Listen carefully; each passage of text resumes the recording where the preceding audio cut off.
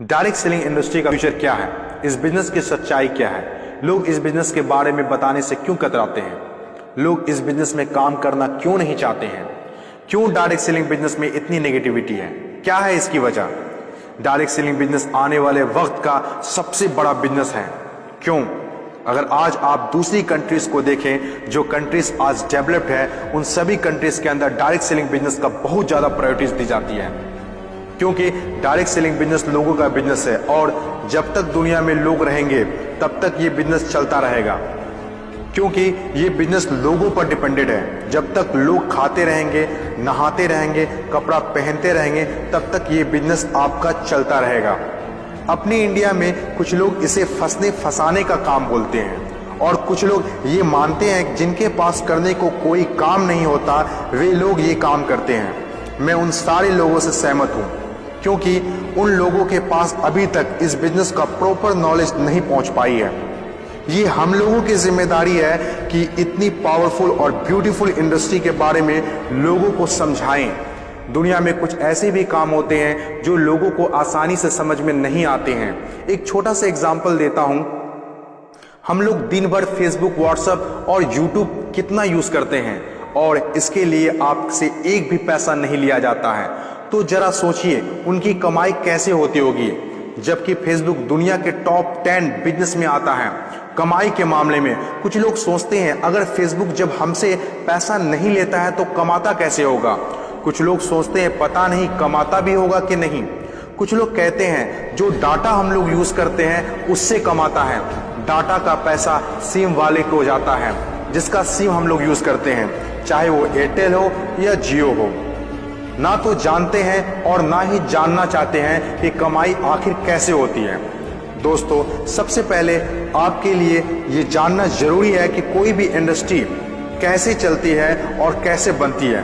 किसी भी नई इंडस्ट्री को चलने के लिए 4 फेज से गुजरना होता है। पहला जो फेज होता है वो होता है नेगेटिव फेज, और आज direct selling industry negative phase में है।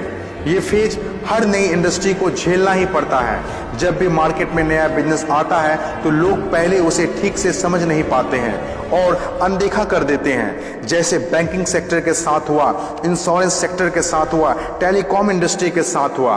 पहले ना तो लोग बैंक में पैसा जमा करते थे और ना ही इंश्योरेंस लेते थे, क्योंकि इंडस्ट्री नई थी, लोग डरते थे, किसी पर भरोसा नहीं था। लेकिन आज देखिए, यही इंडस्ट्री है जिसके बिना किसी राज्यों की कल्पना करना असंभव है। जब नई नई प्लास्टिक इंडस्ट्री स्टार्ट हुआ तो 95% लोगों ने इनकार कर दिया, ये कहकर कि यह पॉसिबल नहीं है।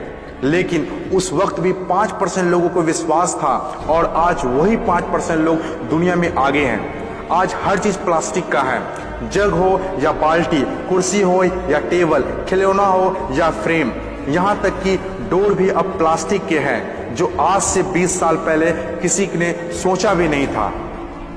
आज direct selling business negative phase में है, इसीलिए इतनी सारी नेगेटिविटी है। और जब ये पॉजिटिव फेज की तरफ बढ़ता जा रहा है, नेगेटिव फेज में होने के बावजूद भी इस इंडस्ट्री ने कई लोगों की जिंदगियां बदल दी। दूसरा जो किसी भी इंडस्ट्री को फेस करना होता है वो दूसरा फेज होता है पॉजिटिव फेज।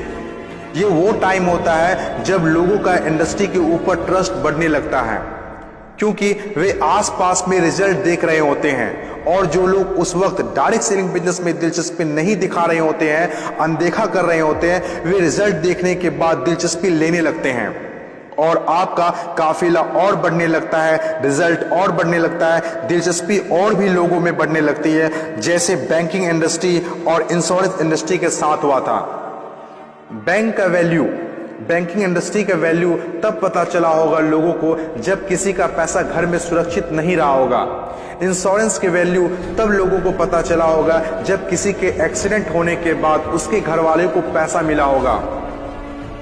तीसरी जो किसी भी इंडस्ट्री का फेज होता है वो होता है ग्रोथ फेज। जब एक बार लोगों को इंडस्ट्री पर भरोसा होने लगता है तो उनकी ग्रोथ बहुत तेजी से होने लगती है, क्योंकि ऐसे फेज में लोगों को ज्यादा समझाने की जरूरत नहीं होती है।